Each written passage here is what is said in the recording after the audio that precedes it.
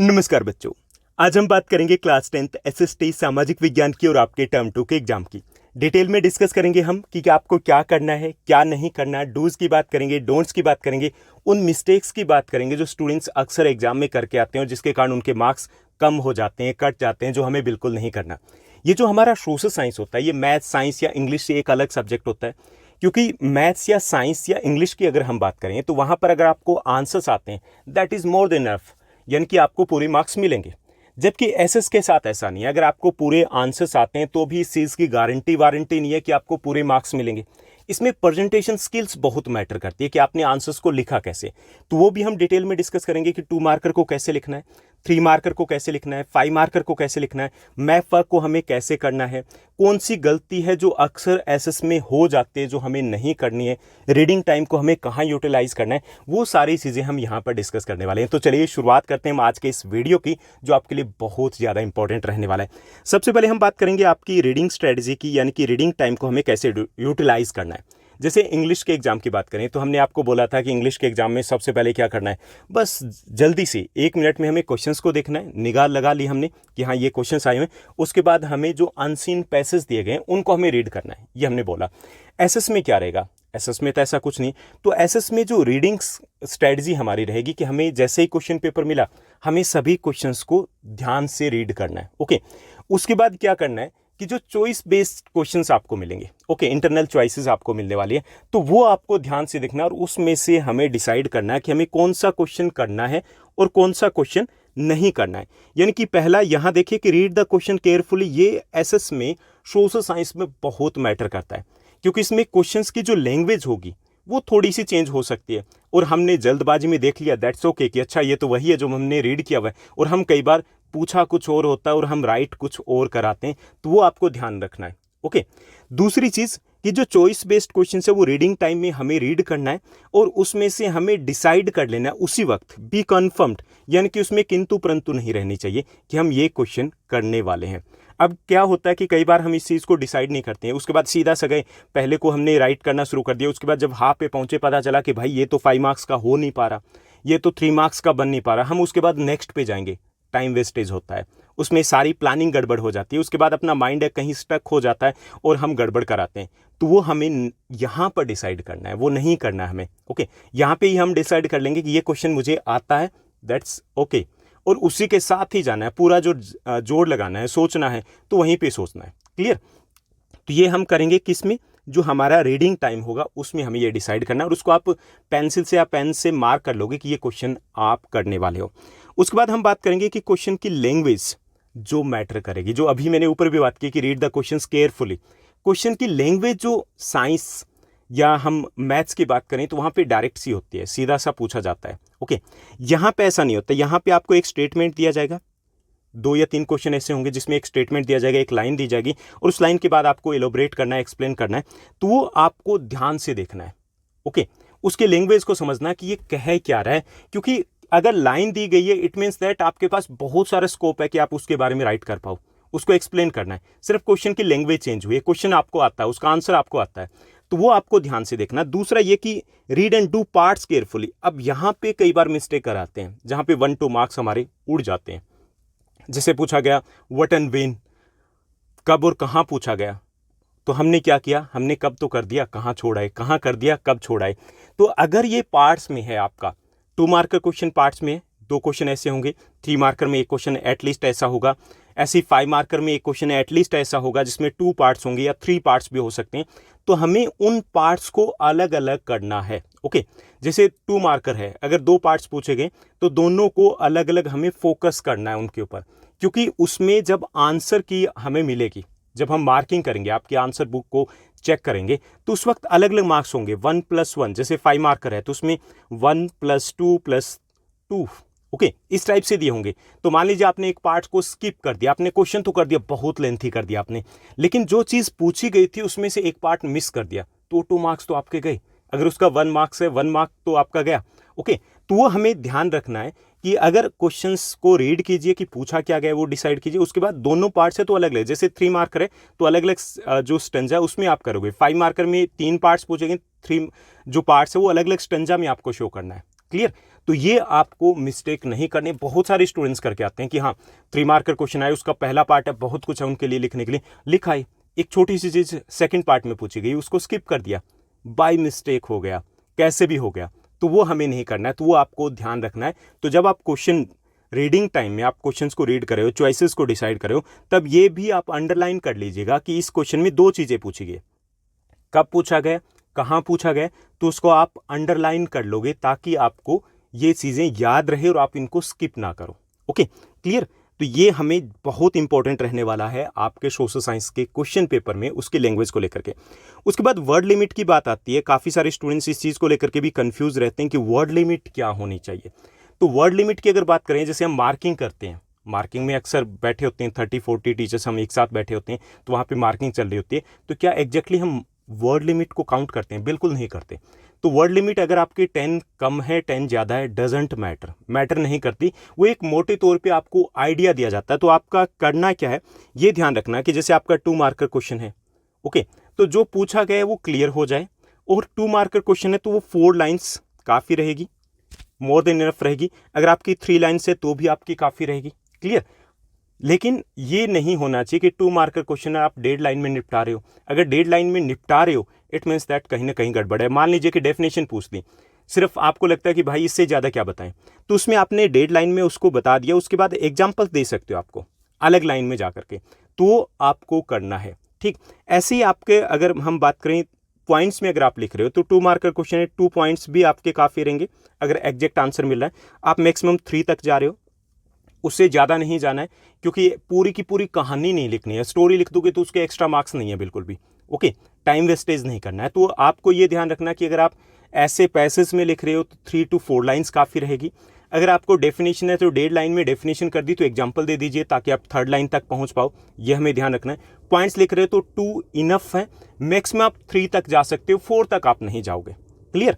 ऐसे ही अगर हम 3 मार्कर क्वेश्चन की अगर बात करें तो 3 मार्कर क्वेश्चन में आपके 4 पॉइंट्स काफ़ी रहेंगे, मैक्सिमम 4 पॉइंट्स वो काफ़ी रहेंगे। अगर आप 3 पॉइंट्स भी लिख रहे हो, 3 पॉइंट्स तो भी काफ़ी हैं, अगर वो एग्जैक्ट है तो उससे रिलेटेड है। अगर आपका 3 मार्कर क्वेश्चन है और वो आप कर रहे हो बिना पॉइंट्स के, तो आपकी 5 लाइन्स मिनिमम होनी चाहिए, हमें ध्यान रखना है, ओके। तो उसमें कैसे करना है कि आपको जैसे पॉइंट्स लिखा आपने 3 मार्कर में, क्योंकि 2 मार्कर में ज़्यादा चांसेस नहीं है, 3 मार्कर में तो आपने अगर पॉइंट लिख रहे हो, जैसे नंबर 1 आपने लिखा पॉइंट्स, नंबर 2 आपने लिखा, तो बीच में एक ब्लैंक लाइन जरूर छोड़नी है आपको, खाली लाइन जरूर छोड़नी है। नंबर 1 लिखा, नंबर 2 लिखा, नंबर 3 लिखा, तो आपको ब्लैंक लाइन छोड़नी है। मान लीजिए कि आपके पास ऐसा लग रहा है कि टाइम है, 3 पॉइंट्स है आपको, और लग रहा है कि 3 पॉइंट्स ज़्यादा सॉलिड नहीं है, और आपको लग रहा है कि यहाँ पे मार्क्स जा सकता है, तो क्या करना है, उन पॉइंट्स की हेडिंग बना दो, और आपके अगर सॉलिड पॉइंट नहीं है तो भी 3 मार्कर में आपको 3 मार्क्स मिल जाएंगे। लेकिन ये चीज़ ज़रूर ध्यान रखनी है कि आप चाहे 5 मार्कर करे हो, चाहे आप 3 मार्कर करे हो, 2 मार्कर में भी अगर 3 पॉइंट्स के साथ जा रहे हो तो आपको हर पॉइंट के बीच में एक ब्लैंक लाइन छोड़नी है। जैसे आपको प्रेजेंटेशन कैसे रहेगी, यहाँ पे ये आपकी आंसर बुकलेट है, ओके, यहाँ पे ये लाइन लगी है, तो यहाँ पे क्वेश्चन नंबर और आंसर लिखा जाएगा, आपके पॉइंट्स यहाँ होने चाहिए, क्लियर। तो ये आपको ध्यान रखना है। अगर हम 5 मार्कर की बात करें तो 5 मार्कर में 6-7 पॉइंट्स काफ़ी रहेंगे, 6 और 7 पॉइंट्स से वो काफ़ी रहेंगे। आपको ये 6 और 7 पॉइंट्स अगर नहीं मिल रहे हैं किसी क्वेश्चंस में, तो आपके जो 4-5 पॉइंट्स आपके पास है, हेडिंग के साथ जाओगे, हेडिंग आपको बनानी है। जैसे आपने यहाँ पे हेडिंग लिख दी, कुछ भी हेडिंग, ये लिमिट हेडिंग हो गई, तो उसके आगे ये किया, और यहाँ से इस लाइन से आप स्टार्ट करोगे, क्लियर। उसके बाद एक लाइन यहाँ पे ब्लैंक छोड़ दोगे, नेक्स्ट पॉइंट के ऊपर जाओगे। अगर हेडिंग बना रहे हो तो उसके सामने बिल्कुल नहीं लिखना है, उससे नीचे वाली लाइन से यहाँ से हमें स्टार्ट करना है, ये आपको ध्यान रखना है, ओके। और अगर आपके पॉइंट्स कम पड़ रहे हैं तो क्या करना है, उन पॉइंट्स को थोड़ा सा ज़्यादा इलोबरेट करना है, ताकि कहीं पर भी हमारे मार्क्स ना डिडक्ट हो। तो हमने पॉइंट्स की बात की कि अगर 2 मार्कर हैं तो 3 पॉइंट्स मैक्सिमम होनी चाहिए, अगर 3 मार्कर हैं तो 4 पॉइंट्स मैक्सिमम होने चाहिए, और 5 मार्कर हैं तो 7 पॉइंट्स आपके मैक्सिमम होने चाहिए, उससे ज़्यादा नहीं जाना है। लाइन्स अगर आप लिख रहे हो, मान लीजिए कि विदाउट हेडिंग आप लाइन लिख रहे हो, तो कोशिश करनी है कि उसमें आपकी एक लाइन में तो पूरा का पूरा वो पॉइंट कवर हो। ये नहीं कि 2-3 वर्ड लिख दिए और उसको आप लाइन मान लो, ऐसे नहीं मानना है कि सिर्फ हेडिंग लिख करके काम नहीं चलाना है कि अच्छा सर ने बोला है कि 7 पॉइंट्स लिख दो तो 7 हेडिंग लिख दी, उससे आपको मार्क्स पूरे नहीं मिलेंगे। 5 मार्कर है तो आपको 3 या 4 मार्क्स मिल जाएंगे, तो वो हमें ध्यान रखना है। तो वर्ड लिमिट को वैसे माइंड में नहीं रखना है, कितने वर्ड्स हो गए काउंट करने बैठ जाओ, तो वो नहीं करना है, क्लियर। एक और चीज़ यहाँ पे आती है जो वर्ड लिमिट तो मैटर नहीं करता, लेकिन कुछ स्टूडेंट्स हैं जिनकी हैंड राइटिंग मतलब वो वर्ड्स बिल्कुल पास पास लिखते हैं, ओके, या फिर उनकी हैंड राइटिंग बहुत छोटे छोटे वो वर्ड्स लिखते हैं।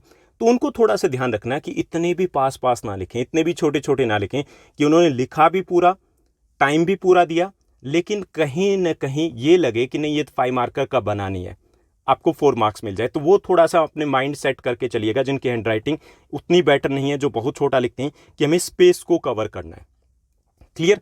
तो यहाँ पे क्या समझ में आया आपको? पहली चीज, वर्ड्स मैटर नहीं करेंगे। दूसरी चीज कि हमें पॉइंट्स में लिखने की कोशिश करनी है, और पॉइंट्स में अगर लिखोगे तो हर पॉइंट के बीच में आपको एक लाइन, यानी कि आप हेडिंग बनाओ या ना बनाओ, एक लाइन जरूर छोड़नी है, चाहे हेडिंग बना रहे हो नहीं भी बना रहे हो, वो हमें ध्यान में रखना है। और आपका जो पॉइंट्स है वो इस लाइन से, जो मार्जिन है उससे अंदर की साइड में होना चाहिए। और आप अगर लिख रहे हो तो 2 मार्कर में 3 मैक्सिमम हो सकते हैं, 3 मार्कर में 4 पॉइंट्स हैं, और 5 मार्कर में मैक्सिमम 7 तक जानी है। लंबी कथा हमें नहीं लिखनी है, कहीं ये लगे कि 2 मार्कर है चलो लग जाओ हमें तो ये आता है, उससे कोई मैटर नहीं करेगा, आपका टाइम वेस्टेज होगा। उसके बाद कीवर्ड्स को आप अंडरलाइन कर सकते हो। कीवर्ड्स को अंडरलाइन करने का मतलब ये होता है कि कई बार ऐसा होता है, जैसे कैसे होती है मार्किंग उसको मैं बताता हूँ, कि पहले दिन जैसे मार्किंग आपकी स्टार्ट हो गई टीचर्स, तो पहले दिन उनको जो आंसर शीट चेक करने के लिए मिलती है वो 15 मिलती है, दूसरे दिन से 30 मिलती है। तो पहले दिन वो ध्यान से चेक करते हैं, उसके बाद जैसे जैसे सेकंड डे थर्ड डे आएगा उसके बाद वो सिर्फ कीवर्ड्स देखते हैं और ठीक तुरंत होगी, यानी कि 3 से 4 मिनट एक आंसर शीट के ऊपर लगाएंगे। अगर हमने कीवर्ड्स को अंडरलाइन कर दिया है, इट मीन्स दैट कहीं पे अगर हमने ज़्यादा इंपॉर्टेंट या कुछ ऐसा ही फालतू का लिख दिया तो भी वो मैटर नहीं करेगा, ओके, क्योंकि कीवर्ड्स है वो दिख गए और उसके बाद हमें मार्क्स मिले। तो कीवर्ड्स मतलब जैसे आपने इंपॉर्टेंट डेट लिखी, आपने कोई प्लेस का नाम लिखा, ओके, आपने कोई फैक्ट लिखा, आपने किसी इंडस्ट्री के बारे में लिख रहे हो, आप किसी पॉलिटिकल पार्टी के बारे में लिख रहे हो, तो उसको आप अंडरलाइन कर सकते हो, पेन से कर सकते हो सिंगल, या फिर आपके पास पेंसिल है तो आप पेंसिल से अंडरलाइन कर सकते हो। ये कब करोगे? लास्ट के 5 मिनट में कर सकते हो, यानी कि 1 मिनट आपने उसको रखा उठाया रखा उठाया रखा उठाया, ऐसा नहीं करना है, टाइम उसमें ज़्यादा लगेगा। आपने जैसे कर लिया, आपका सारे के सारे क्वेश्चंस हो गए, तो एंड में आप अपने पेन या पेंसिल को उठाओगे और उसके बाद इन चीज़ों को अंडरलाइन करना शुरू कर दोगे। तो अंडरलाइन करना है अगर आपको श्योर करना है कि हाँ किसी भी हाल में मेरे मार्क्स कम नहीं होने चाहिए। उसके बाद सेक्शन स्ट्रेटजी की अगर बात करें, जैसे आपने साइंस में देखा होगा, मैथ्स में देखा होगा, तो इन चीज़ों के बारे में डिस्कस हुआ था कि आपको कौन सा पार्ट्स पहले करना चाहिए, कौन सा पार्ट्स बाद में करना चाहिए।